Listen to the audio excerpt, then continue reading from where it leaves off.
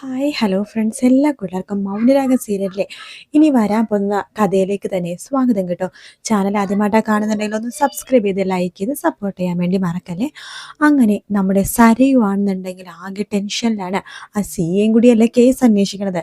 അയാളെങ്ങാനും സത്യങ്ങളൊക്കെ കണ്ടുപിടിക്കൂ എന്നൊരു പേടിയുണ്ട് സരയുവിന് കേട്ടോ. പയസെങ്ങാനും തന്നെ ഒറ്റിക്കൊടുക്കോ, അതിന് മുമ്പ് തന്നെ അവരെ വേറെ ഏതെങ്കിലും തരത്തിൽ മാനസികമായിട്ട് തളർത്തിയേ പറ്റൂ. അതെ, കല്യാണിയുടെ മരണം ഇനി വെച്ച് താമസിപ്പിക്കേണ്ട. എത്രയും പെട്ടെന്ന് തന്നെ അവളുടെ മരണം അത് ഉറപ്പിച്ചേ പറ്റൂ.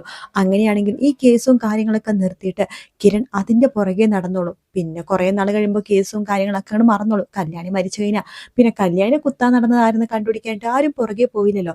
അതുകൊണ്ട് കല്യാണിയുടെ മരണം എത്രയും പെട്ടെന്ന് തന്നെ ഉറപ്പിച്ചേ പറ്റൂ എന്ന് സരയു മനസ്സിൽ ഉറപ്പിക്കുകയാണ്. അതിനുശേഷമാണെങ്കിൽ സി എ കിരണിനെ വിളിപ്പിക്കുന്നുണ്ട്. കിരൺ സി എന്റെ അടുത്തേക്ക് പോവാണ്. കിരണോട് പറയുന്നുണ്ട്, അവന്റെ പേര് പയസ് എന്നാണെന്ന് പറയുമ്പോൾ കിരൺ പറഞ്ഞു, സർ എനിക്ക് മനസ്സിലായി, എൻ്റെ ഒരു കൂട്ടുകാരൻ്റെ സുഹൃത്ത്, ആളെ തിരിച്ചറിഞ്ഞു. പയസ് അത് വിക്രത്തിന്റെ കൂട്ടുകാരനാണ് സർ എന്ന് പറയാണ്. അവന്റെ ഫോൺ ട്രാക്ക് ചെയ്തിട്ടുണ്ട്. അവൻ ഈ പരിസരം വിട്ട് എവിടെയും പോയിട്ടൊന്നുമില്ല. അവന്റെ വീട്ടിൽ ഞങ്ങളൊന്ന് പോയി അന്വേഷിച്ചായിരുന്നു. പക്ഷെ വീട്ടുകാർക്ക് 2 ദിവസമായിട്ട് അവൻ എവിടെയുണ്ട് എന്ന് അറിയില്ലെന്നാ പറഞ്ഞത്. അവര് നോണ പറഞ്ഞ ഞങ്ങൾ അമ്മക്ക് വേണമെങ്കിൽ ജയിലിൽ കൊണ്ടിട്ട് രണ്ട് വർത്താനം പറഞ്ഞാൽ ചിലപ്പോൾ സമ്മതിച്ചു തരും എവിടെയാ ഉള്ളതെന്ന്. പക്ഷെ അതിനൊന്നും മുതിരണ്ട. കേട്ടിടത്തോളം ഈ പൈസ അത്ര ധൈര്യമാനൊന്നുമല്ല. ആരെങ്കിലും എന്തെങ്കിലും നക്കാപ്പിച്ച് കൊടുത്തിട്ട് പൈസന് അതിന് ഏർപ്പാടാക്കിയതാണെന്നും അറിയില്ല. സർ, ആരങ്ങനെ ചെയ്യാനാണ്? അങ്ങനെ ചെയ്യേണ്ട ആവശ്യം ആർക്കുമില്ല സർ. കിരൺ, ഞാൻ ഇപ്പോഴും തന്നോട് പറയാണ്, താൻ അമിതമായിട്ട് ഒരുപാട് പേരെ വിശ്വസിക്കുന്നത്. പ്രത്യേകിച്ച് തൻ്റെ ആൻറ്റീനെ. പിന്നെ ആൻറ്റിയുടെ മകൾ ഒരാളുണ്ടല്ലോ, സരയു എന്നൊരു പേര്. അത് അവരുടെ സ്വന്തം മകളല്ല. പക്ഷെ എനിക്ക് സംശയം അവർ രണ്ടുപേരെയാണ്. കിരൺ പറയുന്നുണ്ട്, സാർ ഈ പറഞ്ഞ രണ്ടുപേരും എനിക്കും കല്യാണിക്കും ഒരു സംശയമില്ല. ശരി, ആയിക്കോട്ടെ, നിങ്ങൾ അവരെ സംശയിക്കാതെ നിങ്ങൾ എങ്ങനെയാ കേസ് തെളിയിച്ചോ അതുപോലെ തന്നെ ഞാൻ അവരെ സംശയിച്ചുകൊണ്ട് തന്നെ ഈ കേസ് തെളിയിക്കാൻ പോകണം. പിന്നെ കിരണിന്റെ കയ്യിൽ പൈസ കിട്ടിക്കഴിഞ്ഞാൽ എന്തായിരിക്കും അവസ്ഥ എന്ന് എനിക്ക് നന്നായിട്ട് അറിയാം. അതുകൊണ്ട് തന്നെ കിരണിന്റെ കൈ കിട്ടുന്ന മുമ്പ് എൻ്റെ കൈ കിട്ടി ഈ കേസ് തെളിയിക്കാൻ വേണ്ടി ഞാൻ മാക്സിമം ശ്രമിക്കാം. അപ്പൊ ബെസ്റ്റ് ഓഫ് ലക്ക് എന്നൊക്കെ പറഞ്ഞ് രണ്ടുപേരും അങ്ങോട്ടും ഇങ്ങോട്ടും പോവാണ്. കിരൺ മനസ്സിൽ വിചാരിക്കുകയാണ്, CS മാർട്ടിൻ എങ്ങാനും ഈ കേസ് തെളിയിക്കുകയാണെന്നുണ്ടെങ്കിൽ അയാള് ആ പൈസനെ കൊണ്ട് നേരെ ജയിലിൽ കൊണ്ടുവിടും. പിന്നെ കുറ്റാന്വേഷണമായി, അതുപോലെ തന്നെ കോടതിയായി, ജയിലായി, ജയിൽവാസമായി, അങ്ങനെയൊക്കെ ആയിരിക്കും. പക്ഷെ അതിനു മുമ്പ് തൻ്റെ കയ്യിൽ വേണം പൈസനെ കിട്ടാനായിട്ട്. ഇതിന് പിന്നിൽ ആരെങ്കിലും ഉണ്ടോ, അത് അവൻ ഒറ്റക്കാണോ ചെയ്തത് എന്നറിഞ്ഞേ പറ്റൂ. ഒറ്റക്കാണെങ്കിലും ആരെങ്കിലും ഉണ്ടെങ്കിൽ തന്നെ അവന് എന്തായാലും ഇനി അവന്റെ ജീവിതം എന്ന് പറഞ്ഞാൽ കാട്ടിലായിരിക്കും. കാട്ടിലെ മൃഗങ്ങൾക്കായിരിക്കും അവൻ ഭക്ഷണം ആവുന്നുണ്ടാവുക. അത് അവനെ നന്നായിട്ട് അറിയായിരിക്കും. അതുകൊണ്ടായിരിക്കും അവൻ മാറി നിൽക്കുന്നത്. എന്തായാലും പയസ് എവിടെ ഉണ്ടെന്ന് അറിഞ്ഞേ പറ്റൂ എന്ന് പറയണം. എന്നിട്ട് കിരൺ സേവിയറെ വിളിക്കുന്നുണ്ട്. ആ ട്രാക്കൊക്കെ ചെയ്യണ പുള്ളിക്കാരനുണ്ടല്ലോ, അയാളെ വിളിക്കുന്നുണ്ട്. അയാളോട് പറയുന്നുണ്ട്, എടാ, ആ പയസ് അവൻ അന്വേഷിച്ച് ആൾക്കാരൊക്കെ, അതായത് CAയും അതുപോലെ തന്നെ ഒരുപാട് പേര് അതിന്റെ പുറകെ നടക്കുന്നുണ്ട്. അവനെ അവരുടെ കൈ കിട്ടണം മുമ്പ് എൻ്റെ കയ്യിൽ കിട്ടണം എന്നാണ് എൻ്റെ ആഗ്രഹം.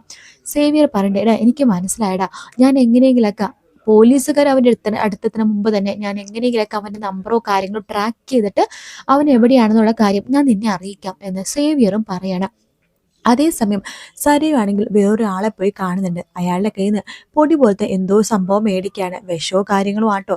കല്യാണിക്ക് ജ്യൂസിൽ കലക്കി കൊടുക്കാൻ വേണ്ടിയിട്ടാണ് വാങ്ങിക്കണത്. അത് വാങ്ങിച്ച് സരയു സന്തോഷത്തോടു കൂടി തന്നെ വീട്ടിലേക്ക് വരുവാണ്. താര അടുക്കളയിൽ തിരക്ക് പിടിച്ച പണിയിലാണ്. താരടുത്ത് പറയേണ്ട, അമ്മേ, നിങ്ങൾക്ക് എന്നെ എത്രമാത്രം ഇഷ്ടമാണ് എന്ന് ചോദിക്കുകയാണ്. താര പറയേണ്ടത് തൻ്റെ ജീവനെ പോലെ ഇഷ്ടമാണ് എന്ന് പറയണം. അപ്പോൾ എന്നെ ജീവനെ പോലെ ഇഷ്ടമാണെങ്കിൽ അമ്മയുടെ ജീവൻ കളഞ്ഞിട്ടാണെങ്കിൽ അമ്മ എൻ്റെ കാര്യം നോക്കില്ലേ? നോക്കും എന്ന് പറയുമ്പോൾ, എങ്കിൽ അമ്മ ജീവനൊന്നും കളയാൻ നിൽക്കണ്ട, എനിക്ക് വേണ്ടി ഒരേ ഒരു കാര്യം മാത്രം ചെയ്താൽ മതി. കല്യാണി നാളെയോ മറ്റന്നാളുമായിട്ട് ഇവിടെ വരുവാണെങ്കിൽ ഈ പൊടി അവൾ കുടിക്കുന്ന ജ്യൂസിലോ ചായയിലോ എങ്ങനെയെങ്കിലും ഇട്ട് കൊടുക്കണം. ഇതെന്താണ് എന്ന് താര ചോദിക്കുമ്പോൾ, ഇത് കുടിച്ചു കഴിഞ്ഞാൽ പ്രത്യേകിച്ചൊന്നും സംഭവിക്കില്ല അമ്മേ, പക്ഷെ അവൾ തളർന്നു പോകും, ചിലപ്പോൾ ചത്തുപോകും എന്ന് എനിക്ക് പറ്റില്ല എന്ന് താര പഴയപ്പോഴേക്കും സരിയു പറയുന്നുണ്ട്, നിങ്ങൾക്ക് പറ്റും, നിങ്ങൾക്കേ പറ്റുള്ളൂ. എനിക്ക് വേണ്ടി നിങ്ങളിത് ചെയ്തു തന്നേ പറ്റൂ. നോക്ക്, ഞാൻ പറഞ്ഞല്ലോ, നിങ്ങൾ എന്നെ സ്നേഹിക്കുന്നുണ്ടെങ്കിൽ നിങ്ങൾ എനിക്ക് വേണ്ടി ഇത് ചെയ്തു തരണം. എല്ലാം നാണെങ്കിൽ നിങ്ങൾക്ക് പിന്നെ ഈ മോളില്ല എന്ന് വിചാരിച്ചോ? സത്യമാണ് ഞാൻ പറയണത്. പിന്നെ നാളെ മുതൽ നിങ്ങൾ എന്നെ കാണില്ല എന്ന് പറയാണ്. അവസാനം താര കുറച്ചേരം ഇങ്ങനെ ആലോചിച്ചിട്ട്, ശരി, ആ പൊടി ഇങ്ങ് താ എന്ന് പറഞ്ഞ് മേടിക്കുകയാണ്. അങ്ങനെ സരിയു സന്തോഷത്തോടെ ആ പൊടി താരയുടെ കയ്യിലേക്ക് കൊടുക്കുകയാണ്. എന്നിട്ട് പറയുന്നുണ്ട്, ഒരു ഒരുപാട് അളവിലൊന്നും കൊടുക്കണ്ട, അതെ ഇച്ചിരിയേ കൊടുത്താൽ മതി എന്ന് പറയാണ്. ശരി എന്ന് താര പറയാണ്. സരയു പറയണ്ട, നാളെയോ മറ്റന്നാളോ അവൾ ഇവിടെ വരും, ഞാനിവിടെ ഉണ്ടാവില്ല, ഓഫീസിലായിരിക്കും. അമ്മ തന്ത്രപൂർവ്വം പാലിൽ എന്താ വെച്ചാൽ കലക്കി കൊടുത്താൽ മതി, ഓക്കെ ശരി എന്ന് താര പറയാണ്. സരയു സന്തോഷത്തോടു കൂടി തന്നെ താരക്കൊരു ഉമ്മ കൊടുക്കാണ്. എന്നിട്ട് പറയണ്ട്, നിങ്ങളത് ചെയ്ത് കഴിഞ്ഞാൽ നമുക്കേ ഇനി ഈ വീട്ടിൽ നിൽക്കണ്ട, നമുക്ക് കിരണ്ട തറവാട്ടിൽ പോയി നിൽക്കാം. അവിടെ രൂപാന്റെയും സേനനങ്ങളും പിന്നെ എൻ്റെ രണ്ടാനമ്മ എന്ന് പറഞ്ഞവരും പിന്നെ അമ്മയും ഞാനും അതുപോലെ തന്നെ കൺമണി മോളും മാത്രമേ ഉള്ളൂ. അവിടെ കല്യാണി മരിച്ചു കഴിഞ്ഞാൽ നമ്മൾ അവിടെ വേണം നിൽക്കാനായിട്ട്. അവരുടെ കൺമുമ്പിൽ തന്നെ എന്നെ അവരെപ്പോഴും കാണണം. ചന്ദ്രസേൻ ഞങ്ങളും രൂപാന്റിയും എന്നെ എപ്പോഴും കൺമുമ്പിൽ കണ്ട് കണ്ട് അവസാനം അവർക്ക് തന്നെ തോന്നണം കിരണിനെ കൊണ്ട് ഇവിടെ കെട്ടിച്ചാലെന്ന്. അങ്ങനെ അവർ തന്നെ ആ പ്രപ്പോസൽ മുന്നോട്ട് കൊണ്ടുവരണം, അതാണ് എൻ്റെ ആഗ്രഹം എന്നൊക്കെ പറഞ്ഞിട്ട് സരിയു ഇങ്ങനെ നിൽക്കുക കേട്ടോ. അങ്ങനെ പിറ്റേ ദിവസം സരിയു ഓഫീസിലേക്ക് പോവാണ്. താരേനെ കാണാൻ വേണ്ടി തന്നെ കല്യാണി താരയുടെ വീട്ടിലേക്ക് വരുന്നുണ്ട്.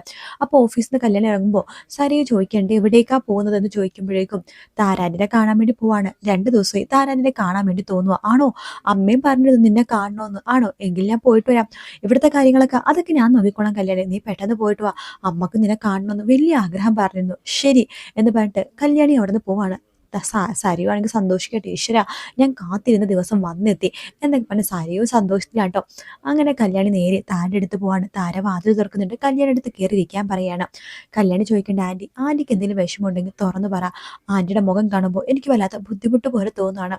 ആൻറ്റീനെയും എൻ്റെ സ്വന്തം അമ്മ ദീപാമ്മേനെ ഞാൻ രണ്ടും രണ്ടായിട്ട് കണ്ടിട്ടില്ല, ഞാൻ നിങ്ങൾ രണ്ടുപേരും എൻ്റെ അമ്മയുടെ സ്ഥാനത്ത് തന്നെയാണ് കാണുന്നത്, അതുകൊണ്ടാണ് ചോദിക്കുന്നത്. താര ആൻറ്റി ഇപ്പം എന്താ ഞങ്ങളിൽ നിന്നിട്ട് അകന്ന് നിൽക്കുന്നത്, ഞങ്ങൾക്കൊന്നും സംസാരിക്കാറുമില്ല, ഞങ്ങൾക്ക് എന്തൊക്കെയോ വിഷമം താര ആൻറ്റിക്ക് ഉണ്ട്, പക്ഷെ അത് പറയാറുമില്ല. താര പറയുന്നുണ്ട്, ഞാൻ എല്ലാം പറയാം, അതിനു മുമ്പ് കുടിക്കാൻ ജ്യൂസ് എടുക്കട്ടെ. ശരി എന്ന് കല്യാണിയും പറയാണ്. അടുക്കളയിൽ പോയ താര ജ്യൂസ് എടുക്കാണ്. 2 ഗ്ലാസ് ജ്യൂസ് എടുക്കുന്നുണ്ട്. അതിലൊരു ഗ്ലാസ്സിലാണ് വിഷം കലർത്തിയിരിക്കുന്നത്. അതിനുശേഷം 1 ഗ്ലാസ് ജ്യൂസ് കല്യാണിക്കും 1 ഗ്ലാസ് ജ്യൂസ് താരക്കും എടുക്കുകയാണ്. താര സ്വപ്നം കാണുന്നതാട്ടോ കല്യാണി ജ്യൂസ് കുടിച്ച് മരിച്ചു കിടക്കുന്ന പോലത്തെ. ശരിക്കും പറഞ്ഞാൽ ആ ജ്യൂസ് കല്യാണിക്ക് കൊടുക്കുന്നേ ഉള്ളൂ. താര കൊടുക്കുന്നവരുള്ള ഭാഗം മാത്രം കറക്റ്റാണ്. അത് കഴിഞ്ഞിട്ട് കല്യാണി നിലത്ത് വീണും പെടഞ്ഞു മരിക്കുന്നത് സ്വപ്നം കാണുവാണ്. അങ്ങനെ കല്യാണിക്ക് ജ്യൂസ് കൊടുക്കുന്നുണ്ട്. വിഷം കലക്കിയ ജ്യൂസ് താരയും കുടിക്കുകയാണ്. അങ്ങനെ കല്യാണി ചോദിക്കുന്നുണ്ട്, ആൻറ്റി ഇനിയെങ്കിലും പറയാം ആൻറ്റി, എന്താ ആൻറ്റിക്ക് പറയാനുള്ളതെന്ന് ചോദിക്കുമ്പോൾ താര സംസാരിക്കാൻ വേണ്ടി തുടങ്ങണ ആ സമയത്ത് തന്നെ താരക്ക് പെട്ടെന്ന് ഈ ഒരു മരണവെപ്രാളം പോലെ കാണിക്കുകയാണ്, ശ്വാസം കിട്ടാത്ത പോലെ കാണിക്കണം. അയ്യോ ആൻറ്റിക്ക് എന്ത് പറ്റി എന്നൊക്കെ കല്യാണി ചോദിക്കുമ്പോഴേക്കും താര നിലത്ത് കിടന്ന് ഇങ്ങനെ പെടയുവാട്ടോ. അപ്പം തന്നെ കല്യാണി വേഗം തന്നെ കിരണിനെ വിളിക്കുന്നുണ്ട്. പിന്നെ അപ്പം തന്നെ ആംബുലൻസും വണ്ടികളൊക്കെ വിളിച്ച് എങ്ങനെയെങ്കിലൊക്കെ താരനെ ഹോസ്പിറ്റലിലേക്ക് എത്തിക്കണം. പക്ഷെ ഹോസ്പിറ്റലിൽ എത്തുമ്പോഴേക്കും കല്യാണിയുടെ കൈ ഇങ്ങനെ പിടിച്ച് നിൽക്കാട്ടോ. അതായത് സ്ട്രക്ചറിൽ ഇങ്ങനെ കൊണ്ടുപോകുന്ന സമയത്ത് കല്യാണിന്റെ കൈ ഇങ്ങനെ പിടിച്ചിട്ടാണ് താര നിൽക്കുന്നത്. അതായത് എനിക്ക് കല്യാണിനെ ചതിക്കാൻ ഒരിക്കലും സാധിക്കില്ല, തൻ്റെ മോളുടെ പീഡനം സഹിക്കാനും പറ്റുന്നില്ല, തൻ്റെ മോളെ വേദനിപ്പിക്കാതിരിക്കാനും ഇത് തന്നെയാണ് നല്ലത് എന്ന് മനസ്സിലാക്കിയ താര തന്നെയാണ് മരിക്കുന്നത്. അതെ, നമ്മുടെ താര മരിക്കാൻ പോവാണ്. അതാണ് നമ്മൾ ഈ വീക്കെൻഡ് പ്രൊമോയിൽ കാണാൻ പോകട്ടോ. കല്യാണിയല്ല മരിക്കണത്, താരയാണ് മരിക്കുന്നത്. അതുകൊണ്ട് തന്നെ താരയെ മരിക്കുന്നതിന് മുമ്പ് സത്യങ്ങളൊക്കെ തുറന്നു പറയുമെന്ന് ഇനി ആർക്കറിയാം. എന്തായാലും അടുത്തതിന് നമ്മൾക്ക് മരിക്കാൻ പോണത് താരയാണ്. അത് താര സ്വയം വിഷം കലക്കിയിട്ടാണ് മരിക്കുന്നത് കേട്ടോ. എന്തായാലും കാത്തിരുന്ന് കാണാം. വീഡിയോ ഇഷ്ടപ്പെട്ടാൽ ലൈക്ക് ചെയ്യുക, സബ്സ്ക്രൈബ് ചെയ്യുക, കമൻറ്റ് ചെയ്യുക. മറ്റൊരു വീഡിയോ ആയിട്ട് കാണാം friends. Take care, bye bye.